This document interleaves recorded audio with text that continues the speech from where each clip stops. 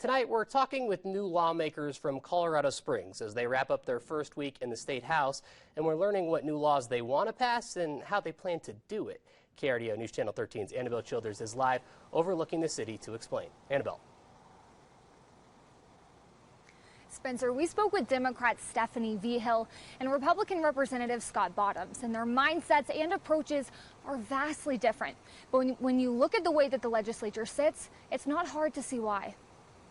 There's only 19 of us that are Republicans in the House. We have no power. We're not going to get anything done. That's Republican Representative Scott Bottoms looking at a Democrat-dominated House. While we have no power, we do have principles. Bottoms is sticking to what he believes Republicans can do right now, not what they can't. We're going to stand up for true values of our country. This week, Bottoms and the Republican caucus voted against the passage of the annual Martin Luther King Jr. resolution. The resolution mentions schools embracing Dr. King's cause. All 19 Republicans did not sign on to that because it was really very partisan.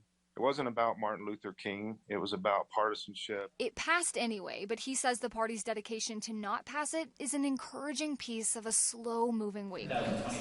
Across the aisle in the Democratic majority, Representative Stephanie Vigil is new too. Her spirits are high. It's definitely the strangest week I've ever had in my life in the best possible sense. She's part of a core of Democrats sharing a common priority this session. Housing, housing, housing. Everybody heard about it at the doors. All of us came in I think to this session with some amount of housing policies that are near and dear to us. Though Vigil is in the majority, she says her goal is to take in all of her district's concerns, adding that she wants to represent everyone in the Springs, even the people who didn't want her in that seat. It's a much more collaborative effort than I think people know from the outside, which is refreshing.